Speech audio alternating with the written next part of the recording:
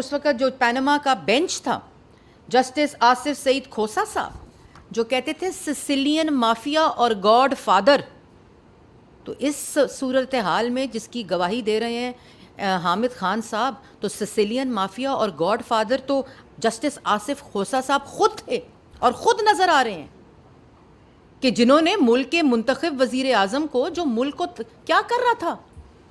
ان کو نظر نہیں آ رہا تھا آصف کھوسا صاحب کو کہ سی پیک آ رہا ہے، مہنگائی ختم ہو رہی ہے، بجلی کے منصوبے بن رہے ہیں، دہشت گردی ختم ہو رہی ہے، ترقی ہو رہی ہے، عوام کو، نوجوان کو روزگار مل رہا ہے، عالمی تنہائی ختم ہو رہی ہے، ملک ایک ترقی کی راہ کے اوپر، ڈگر کے اوپر چل رہا ہے، ملک کے ترقی کے ثمرات عوام کو پہنچ رہے ہیں، جن کو روزگار اور کاروبار مل رہے ہیں۔ آصف کھوسا صاحب کو یہ نظر نہیں آ رہا تھا؟ تو پھر آصف کھوسا صاحب، آپ اس وقت اس کرسی پر بیٹھے تھے، سپریم کورٹ کے چیف جسٹس تھے، تو آپ جب سسیلین مافیا اور گاڈ فادر اس شخص کو کہہ رہے تھے جس کی گواہی یہ لیگل فرٹرنٹی کے رہنما، عمران خان کے سینئر رہنما، پی ٹی آئی کے سینئر رہنما اس کی گواہی دے رہے ہیں، تو پھر سسیلین مافیا اور گاڈ فادر کون ہوا؟